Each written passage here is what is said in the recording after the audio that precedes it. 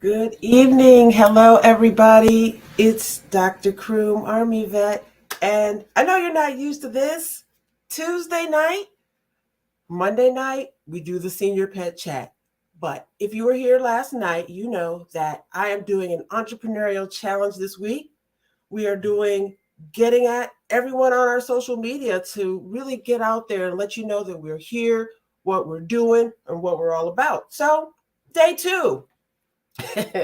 Day two, we are going to expand outside of just senior pet chat. You know that in my mobile practice, I have a focus and a love for senior pets.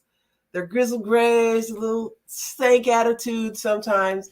And but since we're doing a special thing this week, and really it's not special because the goal and plan for this, I know my coach would love to hear this, is to just get more natural with doing lives more often. I go once a week talking about my senior pets, but let's expand it out a little bit, shall we? So one thing you should know is anytime you hear this, I put it across here as a banner, holistic pet care right at home. Holistic pet care right at home. I want you to think about Dr. Croom. Put that in our minds right now, because this is the direction that I'm going. It's not all about you necessarily coming to my veterinary clinic or buying this or buying that. It's really not. What it is, what gives me pleasure and what's my real passion, as is a lot of veterinarians, is to help the pet owner do some of the stuff right at home. So keep your eyes peeled for everything holistic pet care right at home. Courses, short courses that I'll be putting on, webinars, that kind of thing, where you can join me and bring your pet so that we can learn some things that we can do right at home. So, all right, so kicking it off tonight, we have a topic that really kind of comes up a lot. I see this in the practice when I'm going to various people's homes, so many different kinds of families, right? So many kinds of families. And some families, they'll have kids, newborn kids pretty much, all the way up to adult kids that might still be living at home. We have the gamut of ages of kids. And that brought to mind, here's the question. If you're here now and you join me, I want you to put this in the chat. Or if you're joining me on the replay, still put this in the chat, because I want to know, I'm doing some research. What age were you when you got your first pet? Like your actual first pet, where you're like, Mom, Dad, Auntie, Uncle, I'd like to get a pet, and then you were actually allowed to do it. How old were you? Put that in the chat. I'll put it in the chat for myself. I was today years old. No, I just love saying that. I was, I think I might have been 12. No, don't let me lie. If you're on Gertrude, or if you're on Gertrude Croom, don't let me tell that story. You and Daddy allowed us to have pets at a very young age. Like, we started out with rabbits and guinea pigs, okay? And those are really great. They taught us a lot.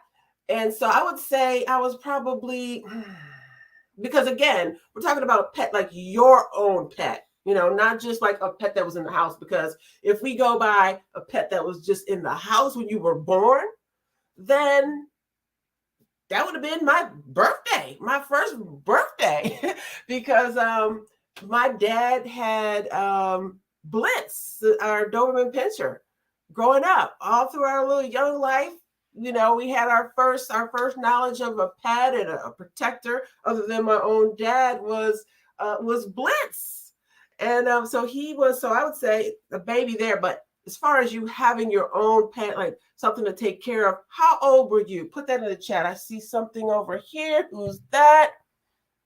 Hey there, Miss Simmons. You were 7. Okay. So what kind of pet did you get when you were 7? Is it Pelasia? That's a very pretty name. I hope I said that right.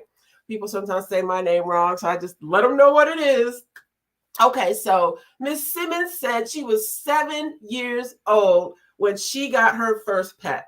Okay, I'm going to actually put this over here on the bottom so that everyone knows what we're talking about tonight, because there's a lot of, I wouldn't say controversy on this, but just differing of opinions sometimes when we're talking about what's the best age for kids to get a pet. And one of the reasons we're talking about this, it does fall in line with my overall theme of holistic pet care right at home, because one of the biggest stressors, probably potentially, of pets could be, kids. Sorry, I said it. That can be a stressor on them. And so, holistic pet care, thinking about their environment, is something that you would do to, make sure that your pet is having their best life holistically at home. So this conversation that we're having tonight about what's the best age for pets, this will come into play. Okay. So let's see. Is that Miss Simmons? Okay. Okay, Miss Simmons, you also had a rabbit. Okay, so we had rabbits, you had rabbits. Those are good pets for youngsters, right? And Erin Elizabeth, good to see you tonight. Erin, you said your daughter, oh, your daughter has one and not even a year old? Okay, so do you have a dog, or what kind of a pet do you have, Erin? Let me look over here and see if there's any comments over here on this chat. I don't have like 10 screens or anything like that, but just I have my phone over here because I am broadcasting to Facebook. You might be seeing me on LinkedIn tonight, and even possibly YouTube. I've got stuff going on all of those channels, and really trying to reach out to pet owners who want to give their pet more of a holistic lifestyle. And so, I'm really there for them. And part of that is thinking about the environment and whether or not kids are there and how they're going to play a factor. So, Erin, you said your daughter has a cat and she's not even a year old. So let's talk about that for a minute, okay? Cats. Are cats a good pet for kids, like a younger kid? What do you think? Put that in the chat. I would say, let me give my opinion on this, because like I said, I see a lot of interactions right inside people's homes, and a cat usually is pretty good with younger kids, I'd say.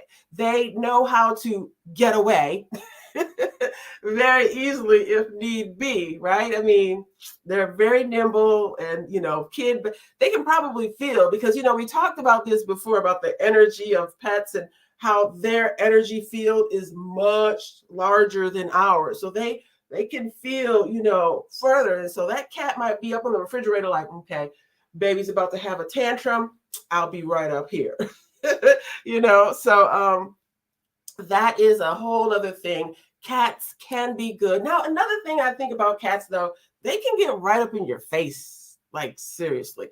I feel like cats would get more right up in the face of a younger child, or a baby, even more so than I would want. Whereas I feel like a dog might, know their boundaries and not like be right in the face. But I don't know. I could be wrong. It could be all based on what kind of household the pet is being brought up in. Because some people do get very close to their pets, whether it be a dog or a cat, and they're right up in their face and everything like that. And so that's, I would say, a different type of pet parenting style, combining your furry pet with your two-legged pet, two-legged kids. Oh man, I did not just call the kids the pets, but you know what I'm saying. They're all in the same environment, and they're mixing and mingling. So let's see. Oh, Erin. Okay, Kat.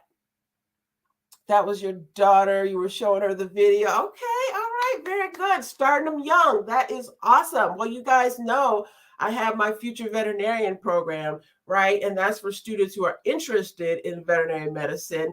I put a link right there in the post where you're watching this video. Check it out when you get a chance.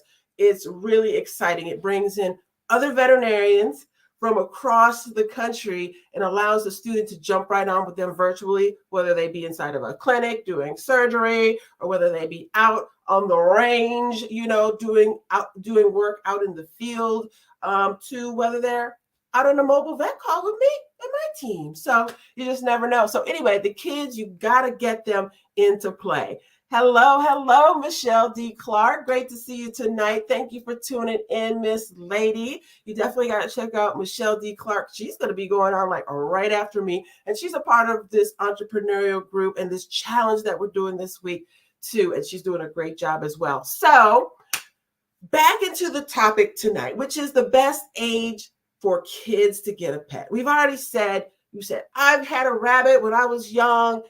We had Miss Simmons also has a rabbit. And so we know that that's good for younger kids.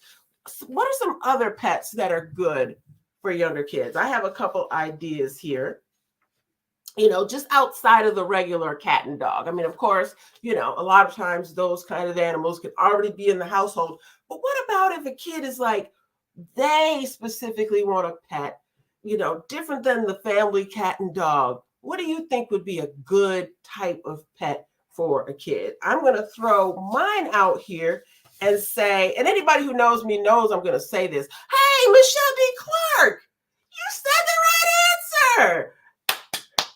I mean, she said turtle, she said fish, and I was just about to parlay that into, but that's a great segue, Michelle D. Clark. I appreciate that because turtle was right at the top of my list. And look, I am not making this up. I did not just say, okay, you know what? Let me just tell them I had a turtle growing up. No, how about my pre-veterinary coloring book, which has been out for a couple of years now. You can get that at drcroom.com for your students who are interested in the vet field. But how about look at page 1? Oops, this side. Yeah. You see that? Yeah, that's a young Dr. Croom Army vet. What was she doing? Picking up turtles, bringing them home, nursing them back to health, okay? That to me is one of the best pets that you can have because they allow you to, well, first of all, they don't perish too easily. For the younger kids, that could be a good thing. Sometimes parents can worry, especially with a younger kid. You're like, oh man, like, I can't leave this pet unattended. This hamster will be, not even able to spin on the wheel soon if I leave it up to the devices of this very young kid. But a turtle, although you do still have to be careful, of course. I'm not saying that, drop the turtle and a lot of other things. But as far as like the feeding and the taking care of and the, I happen to miss feeding it or watering it for a couple of days, turtles can really last pretty well. They've lasted for millions and billions and trillions of years. So, a little toddler isn't going to set them back too much. So, but yeah, to me, turtles are just one of the best. They are like so cute, their little faces. And when they start to get to know you and really, they're very personable and sweet and just super cute. And so I would say turtle is definitely one. Thank you, Michelle D. Clark. And you actually said another one on the list, Michelle, which is fish, right? And what are some of the reasons we might think fish would be good for younger kids? Low maintenance. Okay, I got you.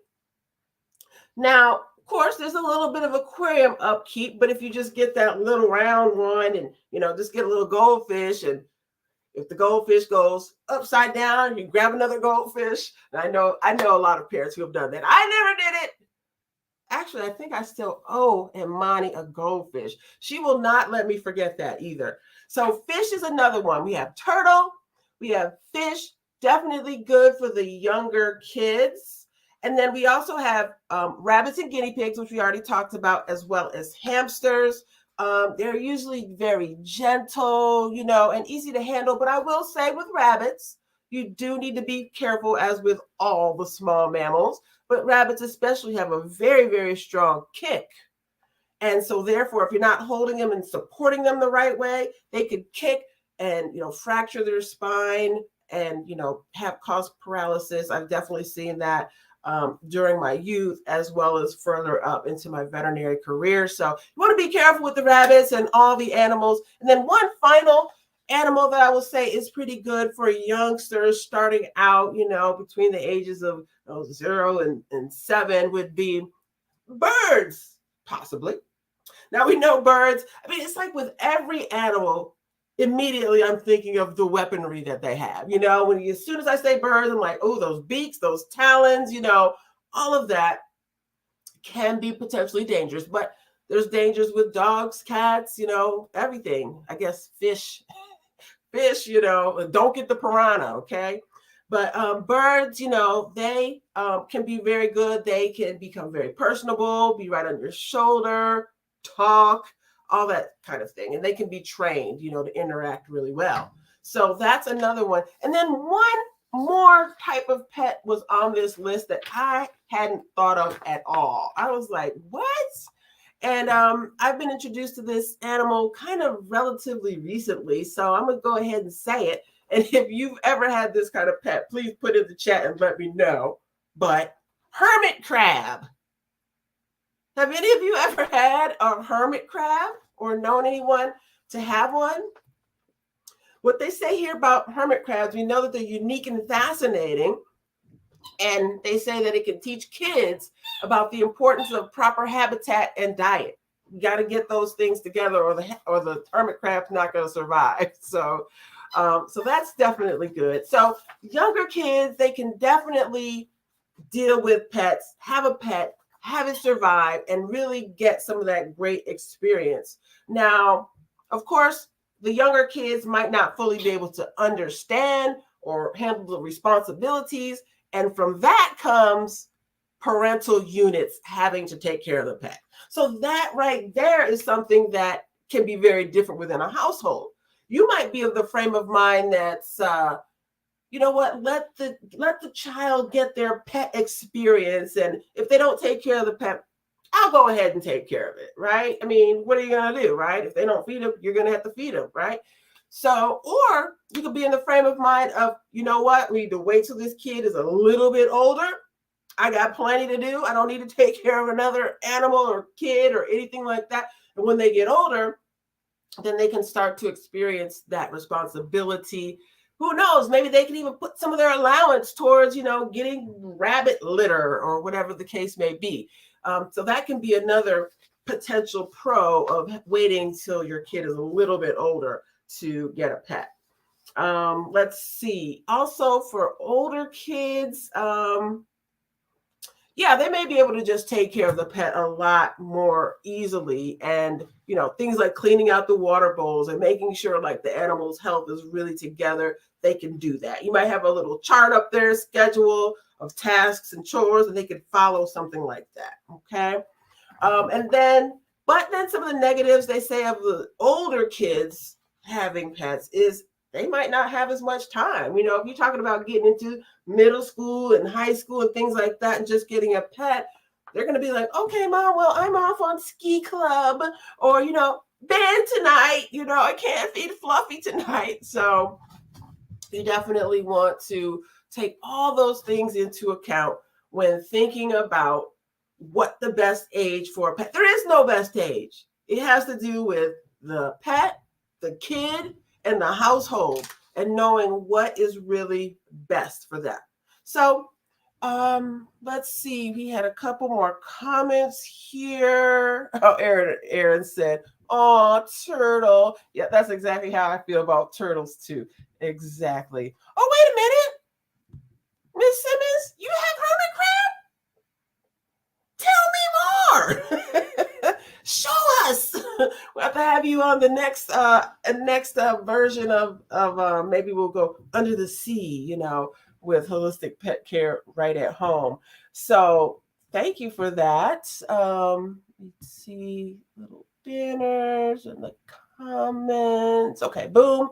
And then you also said, Miss Simmons, that that was your son's first pet was the hermit crab. So we got great, people on the line tonight. You've got some great experiences. Thank you so much for chiming in and letting me know what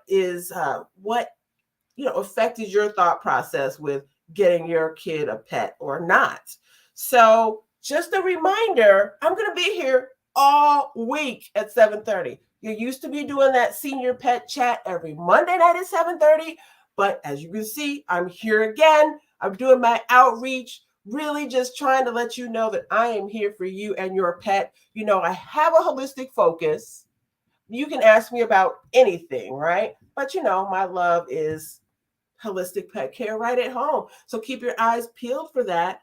Anything with that, you know that it's Dr. Croom involved. So I'll see you tomorrow night at 7:30 with another topic.